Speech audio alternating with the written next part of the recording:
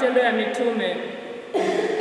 Malaika wa Bwana akasema na Filipo akamwambia, ondoka ukaende upande wa kusini hata njia ile iteremkayo kutoka Yerusalemu kwenda Gaza, nayo ni jangwa. Naye akaondoka akaenda. Mara akamwona mtu wa Kushi toashi mwenye mamlaka chini ya Kandake, malkia wa Kushi, yake yote. Naye alikuwa amekwenda Yerusalemu kuabudu. Akawa akirejea, ameketi garini mwake akisoma chuo cha nabii Isaya. Roho akamwambia Filipo, sogea karibu na gari hili, ukashikamane nalo. Basi Filipo akaenda mbio, akasikia anasoma chuo cha nabii Isaya. Akanena, je, yamekuelea haya unayoyasoma? Akasema, nitawezaje kuelewa mtu asiponiongoza? Akamsihi Filipo apande na kuketi pamoja naye. Na fungu la maandiko alilokuwa akilisoma ni hili: aliongozwa kwenda machinjoni kama kondoo, na kama vile mwanakondoo alivyokimya mbele yake amkataye manyoya, vivyo hivyo yeye naye afunui kinywa chake. Katika kujidhili kwake hukumu yake iliondolewa. Ni nani atakayeeleza kizazi chake? Kwa maana uzima wake umeondolewa katika nchi. Yule towashi akamjibu Filipo akasema, na kuomba, nabii huyu asema maneno haya kwa habari ya nani? Ni habari zake mwenyewe au za mtu mwingine? Filipo akafunua kinywa chake, naye akianza kwa andiko lilo hilo akahubiri habari njema za Yesu. Wakawa wakiendelea njiani, wakafika mahali penye maji. Yule towashi akasema, tazama, maji haya, ni nini kinachonizuia nisibatizwe? Akaamuru lile gari lisimame. Wakateremka wote wawili majini, Filipo na yule towashi, naye akambatiza.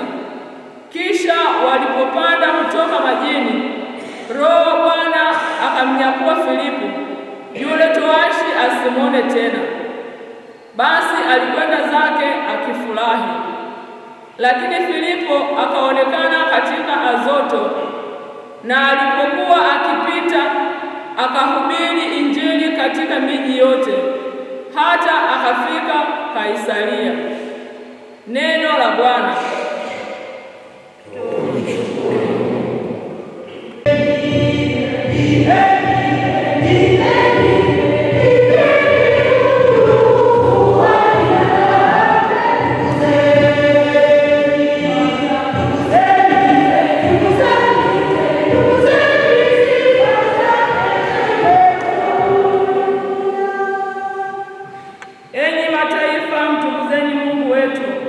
Itangazeni sauti ya sifa zake. Aliiweka nafsi yangu, nafsi yetu katika uhai, wala hakuacha mguu wetu usogezwe.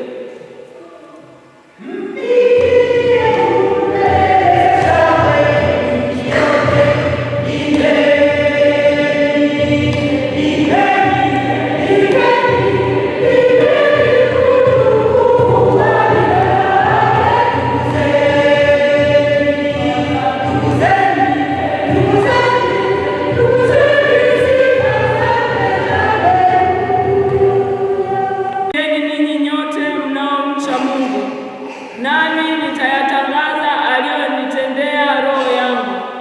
Na alimwita kwa kinywa changu, na sifa kuu zilikuwa chini ya ulinzi wangu.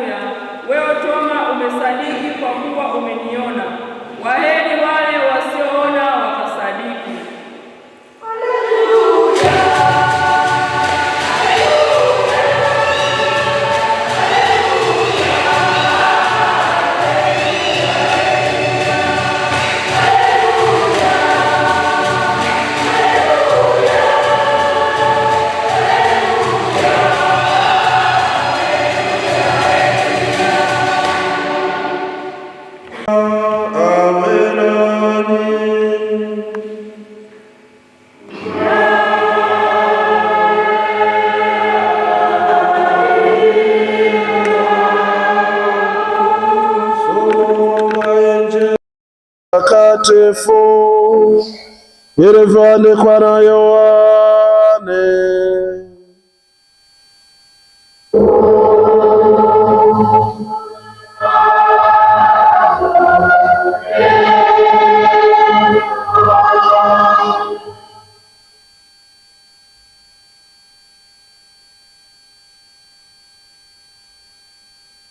Yesu aliwaambia Wayahudi, hakuna mtu awezaye kuja kwangu asipovutwa na Baba aliyenipeleka, nami nitamfufua siku ya mwisho.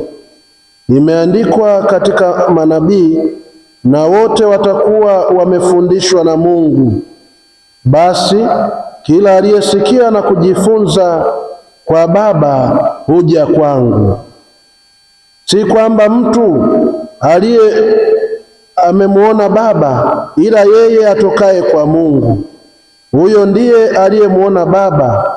Amini nawaambia, yeye aaminie yuna uzima wa milele. Mimi ndimi chakula cha uzima. Baba zenu waliila mana jangwani wakafa. Hiki ni chakula kishukacho kutoka mbinguni, kwamba mtu akile wala asife. Mimi ndimi chakula chenye uzima kilichoshuka kutoka mbinguni. Mtu akila chakula hiki ataishi milele, na chakula nitakachotoa mimi ni mwili wangu kwa ajili ya uzima wa ulimwengu.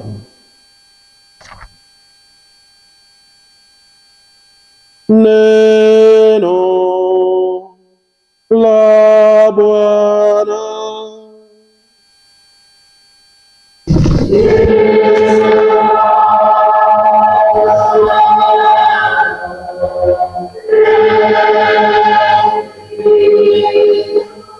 Na chakula nitakachotoa mimi ni mwili wangu kwa ajili ya uzima wa ulimwengu. Kwa jina la Baba na la Mwana na Roho Mtakatifu.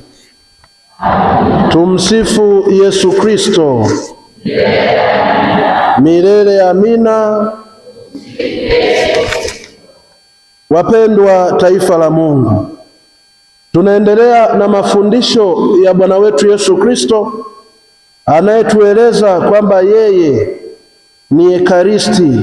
Tunapokula mwili wake, tunapoinywa damu yake, tunapata uzima wa milele. Lakini uzima huu tunaupata tu pale sote tunapoamini.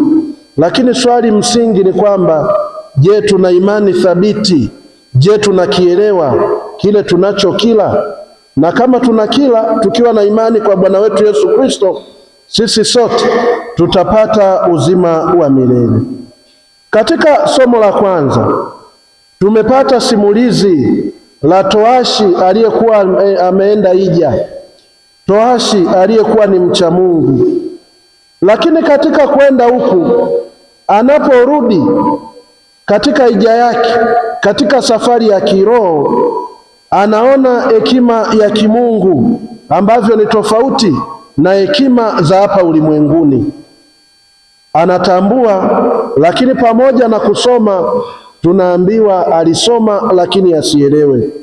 Wapendwa taifa la Mungu, sisi sote kuna nyakati tunaweza tukawa tunasoma, inawezekana tukawa na Bwana wetu Yesu Kristo, tukawa na maarifa ya kiimani, lakini tusiweze kuwa na utambuzi na tusimtambue Bwana wetu Yesu Kristo au huyu Kristo mfufuka ni nani.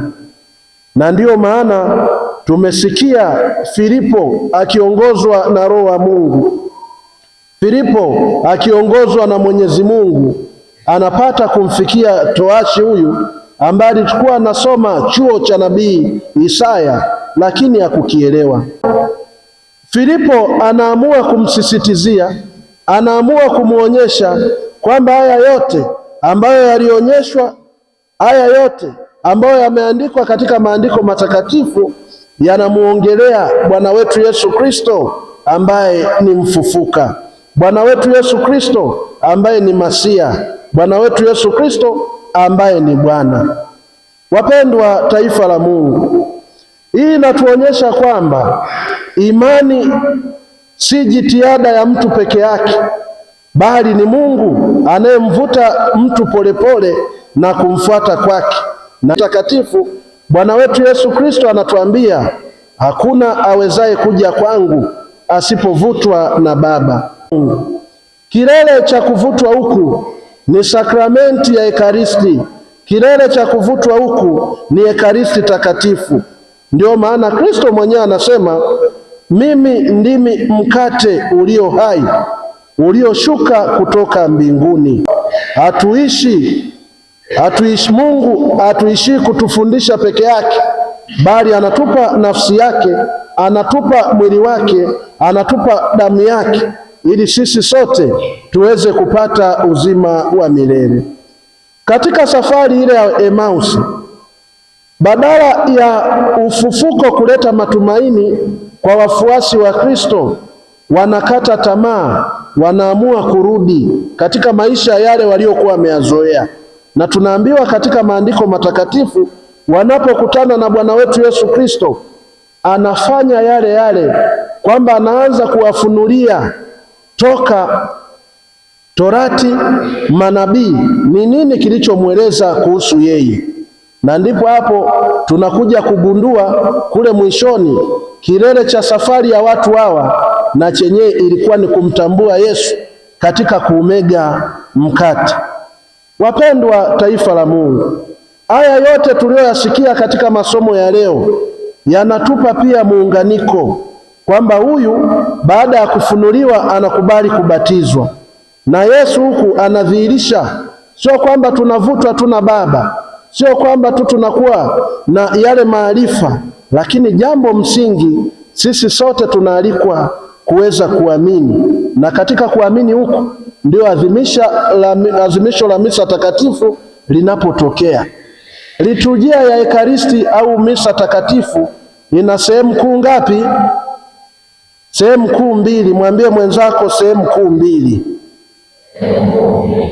Sehemu ya kwanza tunapata uhakikisho kwa neno la Mungu, yaani liturujia ya neno, kwamba ili litusaidie kama huyu towashi kuweza kuelewa kile ambacho sisi tunaenda kukiadhimisha. Na ndio maana tunaambiwa huyu baada ya kulielewa neno la Mungu anaona ni bora nibatizwe.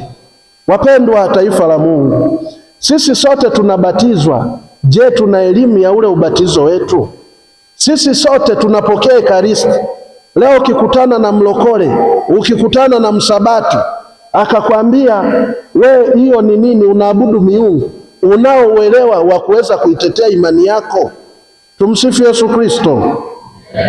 Wapendwa, tuweze kujifunza kuwa na mafundisho thabiti, ili kile tunachokipokea, yale tunayoyaadhimisha, tunatakiwa yaweze kuwa ya kutusaidia sisi kuweza kujitetea na kuitetea imani yetu. Mtakatifu Yohane Chrysostom alifundisha kwa nguvu akisema, unapotazama meza ya Ekaristi, unapotazama Ekaristi, usione ni mkate wa kawaida. Tambua kuwa hapo ni Kristo mwenyewe yupo, aliyejitoa kwa ajili yako, aliyejitoa kwa ajili yangu. Hii ina maana kwamba Ekaristi sio ishara peke yake, bali ni uwepo halisi wa Bwana wetu Yesu Kristo katika maumbo ya mkate na divai. Wapendwa taifa la Mungu, leo kanisa linatupa changamoto kama ya huyu towashi, kwamba hakutosheka kusoma. Na sisi nawaomba wapendwa, tusitosheke tu kuhudhuria misa takatifu, bali tunahitaji kuelewa misa takatifu inamaanisha nini. Tusitosheke kujua tu katika Mungu mmoja kuna nafsi tatu. Natakiwa tuelewe zaidi na zaidi, na katika hayo tuweze kuchukua hatua. Vivyo hivyo hata sisi hatuitwi tu kwa dharura katika misa kushiriki peke yake, bali tunaalikwa kuweza kuhudhuria adhimisho la misa takatifu linalobadilisha maisha ya mwanadamu, linalobadilisha mioyo yetu na kile ambacho tumekipokea. Tunapopokea Ekaristi tunatakiwa kuwa kama Kristo. Mwambie mwenzako, tunapopokea Ekaristi tunatakiwa kuwa kama Kristo.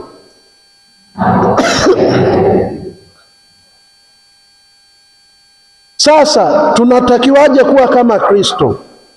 Tunapolishwa huu mwili wa Kristo, tunaitwa kuwa mwili wake, hasa kwa wengine, kwa masikini, wenye shida na waliokataliwa. Ndiyo maana Kristo mwenyewe anatukumbusha katika Injili ya Mathayo sura ya 25, anasema nilikuwa na njaa, nilikuwa na kiu, nilikuwa mgonjwa, nilikuwa uchi, nilikuwa mfungwa.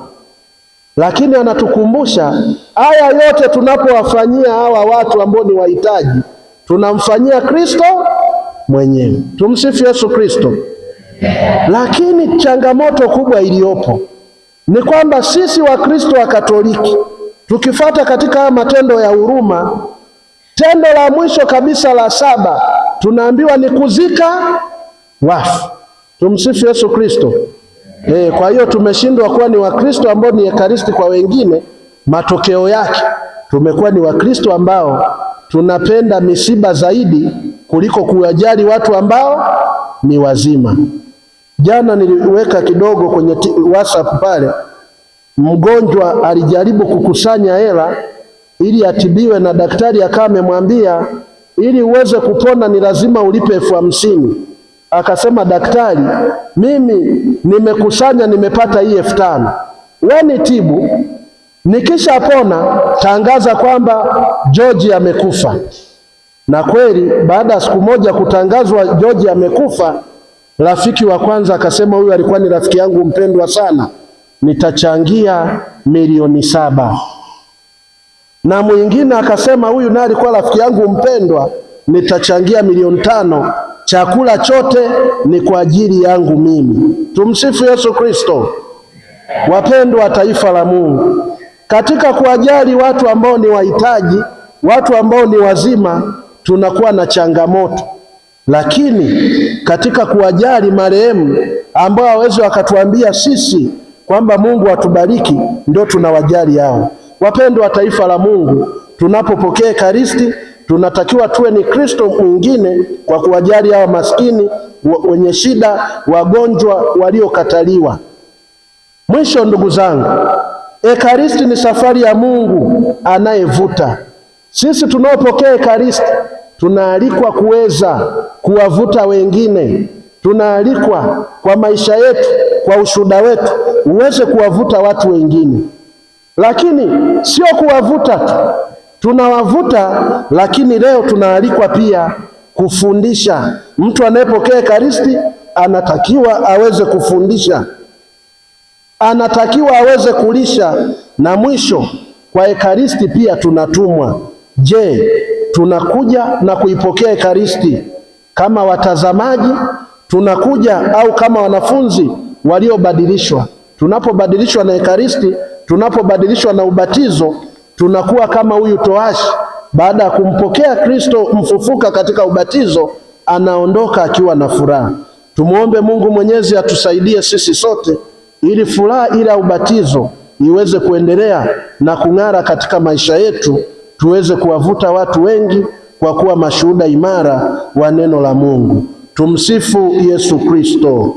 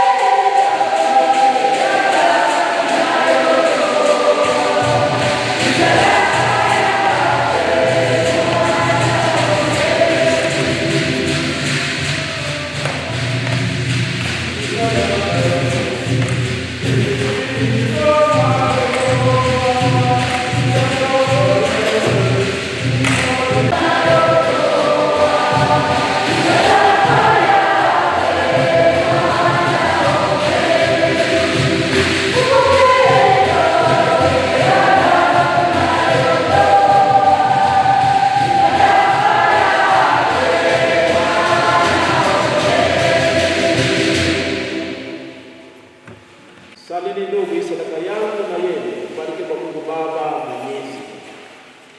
Bwana apokee sadaka mikononi mwako kwa sifa na utukufu wa jina lake na kwa manufaa yetu sisi na ya kanisa lake lote takatifu.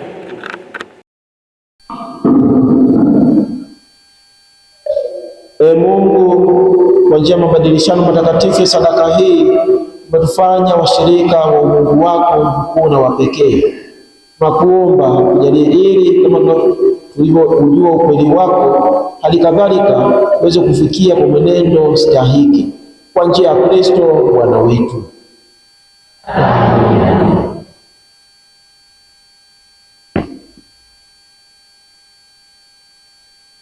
Bwana awe nanyi. Inueni mioyo. Tumshukuru Bwana Mungu wetu. Kweli ni vyema na haki tendo la kufana la kuleta wokovu, kutukuza kila wakati Bwana, lakini hasa wakati huu kutangaza utukufu wako, kwa kuwa Kristo Pasaka wetu ametolewa sadaka. Yeye anaendelea kujitoa kwa ajili yetu, tena anatutetea siku zote mbele zako kama mwombezi.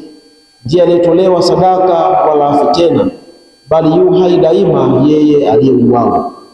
Kwa sababu hiyo, katika upeo wa furaha ya Kipasaka, ulimwengu mzima unashangilia, lakini pia kuuza mbinguni na majeshi ya malaika wanaimba utenzi wa utukufu wako wakisema bila mwisho.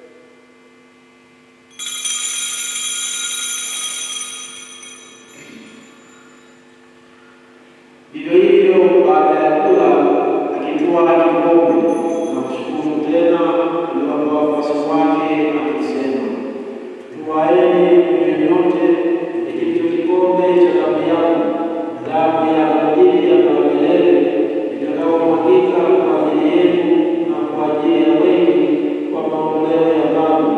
Fanyeni hivi kwa ukumbusho wangu.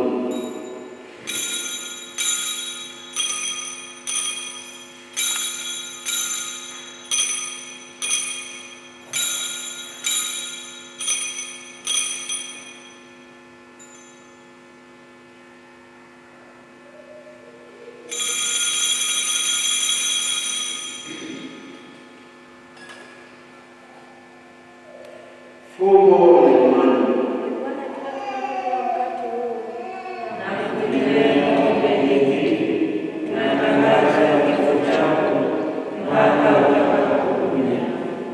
Kwa hiyo ee Bwana, na kuadhimisha ukumbusho wa kifo na ufufuo wako mwanao, na kutolea katika uzima kikombe cha wokovu, na kushukuru kwa kustahilisha kusimama mbele yako na kutumikia. Pia tunakusihi kwa unyenyekevu, ili kushiriki mwili na damu ya Kristo, tukusanywe na Roho Mtakatifu tupate kuwa jamaa moja. Ee Bwana, uliye kanisa lako lililoenea popote duniani, ulikamilishe katika mapendo, pamoja na Baba Mtakatifu wetu Leo wa 14 na askofu wetu mkuu Damian Mishikanu na wapendwa wote. Wakumbuke pia ndugu zetu waliofariki dunia wakiwa na tumaini la ufufuo, na marehemu wote waliofariki dunia katika huruma yako, uwapokee kwenye nuru ya uso wako. Tunakuomba utuhurumie sisi sote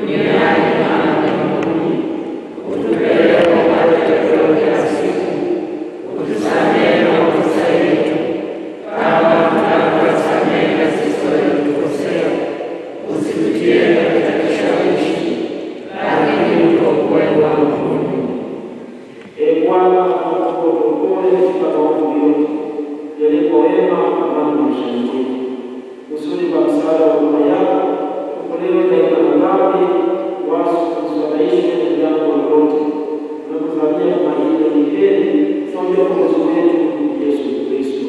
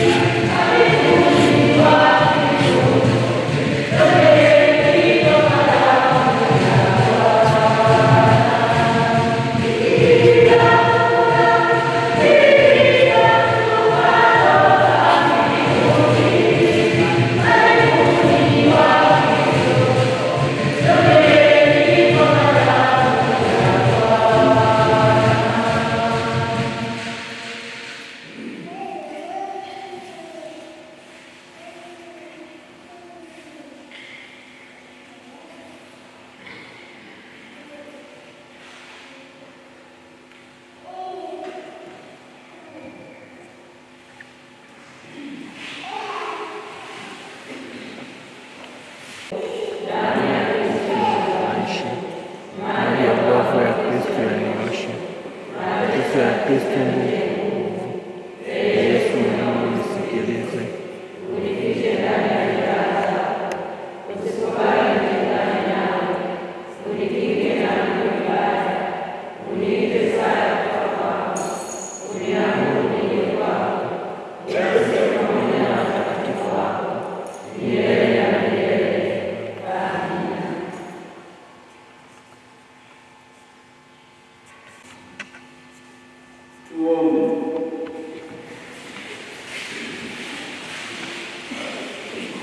Bwana kwa wema wako uwe nasi taifa lako, na sisi umetulisha mafungu ya mbinguni, tufanye tukutane na maisha ya zamani, tuingie katika upya wa uzima kwa njia ya Kristo Bwana wetu. Amina. Tumsifu Yesu Kristo. Basi kama mnavyoona tumepata mgeni, ana TV yake online, anaitwa Beni, ametokea parokia ya Vwawa, Jimbo Kuu Katoliki la Mbeya.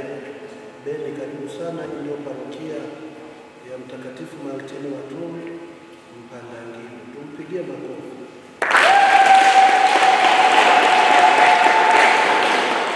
Basi tutakuwa naye kwa kipindi kidogo hapa, misa itakuwa inarushwa live. Karibuni sana.